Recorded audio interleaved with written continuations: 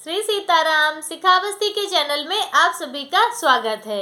आज हम सभी लोग कार्तिक माह महात्म्य के 33वें अध्याय को सुनेंगे। 32वें अध्याय में हम सभी लोगों ने विभिन्न प्रकार के नरक के विषय में सुना कि हमें किन कर्मों से किन नरक की यातना को भोगना पड़ता है। अब हम सभी लोग 33वें अध्याय को सुनेंगे। उसके पहले आप लोग इस वीडियो को लाइक कर लीजिए और कमेंट करके श्री सीताराम जरूर लिखिए। तो अब हम अपने अध्याय को प्रारंभ करते हैं। अपने अपने गुरुदेव भगवान गणेश भगवान और नारायण भगवान का स्मरण करके अध्याय को सुनिए। 33वां अध्याय। सूत जी ने कहा कि इतनी कथा सत्यभामा को सुनाकर भगवान श्री कृष्णचंद्र संध्या करने को महल में चले गए। यह कार्तिक मास का व्रत भगवान विष्णु को अति प्रिय है तथा भक्ति को प्रदान करने वाला है। और इस कार्तिक मास में रात्रि जागरण, प्रातःकाल का स्नान, तुलसी वट का सिंचन, उद्यापन और दीपदान, यह 5 कर्म भगवान विष्णु को प्रसन्न करने वाले हैं, इसलिए इनका पालन अवश्य करना चाहिए। ऋषियों ने कहा, भगवान विष्णु का प्रिय, अधिक फल का देने वाला, शरीर के रोम रोम को प्रसन्न करने वाला जो कार्तिक महात्म्य आपने कहा, मोक्ष की चाहना करने वाले या भोग के इच्छुक मनुष्य को यह व्रत अवश्यमेव करना चाहिए। किंतु हम एक बात आपसे पूछना चाहते हैं कि यदि कार्तिक मास का व्रत करने वाला किसी संकट में फंस जाए या फिर वह किसी जंगल में हो अथवा किसी रोग से ग्रस्त हो जाए तो फिर वह कार्तिक व्रत को किस प्रकार से करे, क्योंकि यह विष्णु जी का अतिशय प्रिय तथा भुक्ति और भक्ति मुक्ति प्रदान करने वाला व्रत है।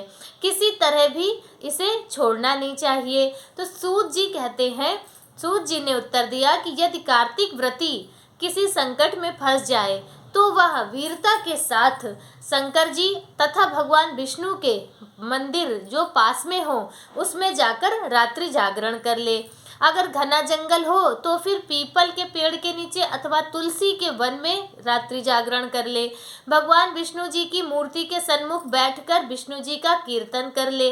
ऐसा करने से 1000 गौओं के दान के बराबर फल प्राप्त होता है। जो मनुष्य विष्णु जी के कीर्तन में बाजा बजाता है उसे वाजपेय यज्ञ के बराबर फल मिलता है और हरि कीर्तन में नृत्य करने वाले प्राणी को समस्त तीर्थों में स्नान करने का फल प्राप्त होता है। किसी संकट के समय या रोगी हो जाने पर अथवा यदि जल न मिल सके तो केवल भगवान विष्णु के नाम मात्र से मार्जन ही कर लें। यदि उद्यापन न कर सकें तो केवल भगवान विष्णु के निमित्त ब्राह्मणों को बुलाकर उन्हें सिर्फ भोजन करा दे और ब्राह्मणों के प्रसन्न होने से विष्णु भगवान प्रसन्न रहते हैं।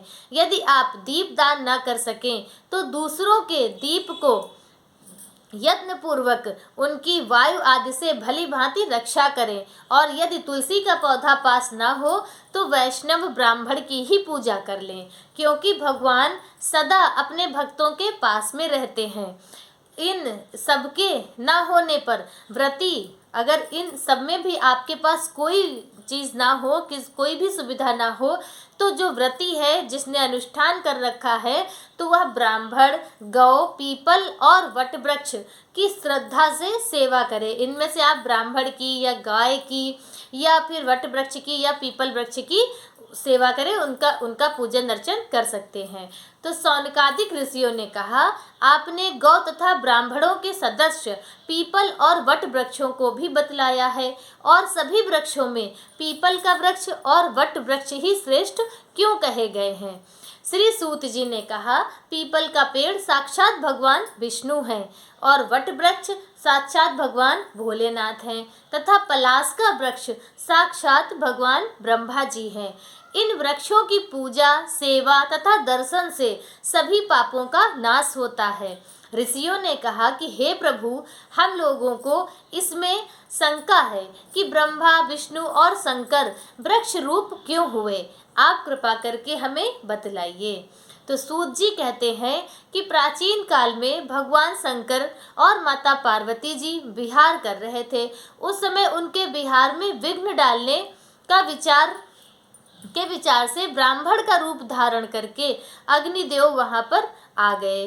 बिहार के आनंद का नाश हो जाने के कारण क्रोध में भरकर माता पार्वती जी ने समस्त देवताओं को श्राप दे डाला। पार्वती जी ने कहा कि हे देवताओं, विषय सुख को कीट पतंगे भी जानते हैं, उसमें आप लोगों ने देवता होकर विघ्न डाला है, इसलिए आप सब के सब वृक्ष हो जाओ। सूत जी ने कहा, इस प्रकार क्रोधित पार्वती माँ के श्राप से सभी देवता वृक्ष हो गए। इसी कारण भगवान विष्णु तथा शंकर जी दोनों पीपल और वट वृक्ष हो गए। इसी कारण भगवान विष्णु का शनि देव के साथ योग होने के कारण केवल शनिवार को ही पीपल का स्पर्श करना चाहिए और किसी दिन नहीं करना चाहिए। 33वां अध्याय संपूर्ण हुआ। 34वें अध्याय में अब हम सभी लोग वट वृक्ष और पीपल वृक्ष की महत्वता को सुनेंगे। तो आज 33वां अध्याय संपूर्ण हुआ और आज का वीडियो मेरा बस इतना ही। मिलते हैं कल दूसरे वीडियो में दूसरी जानकारी के साथ में। श्री सीताराम।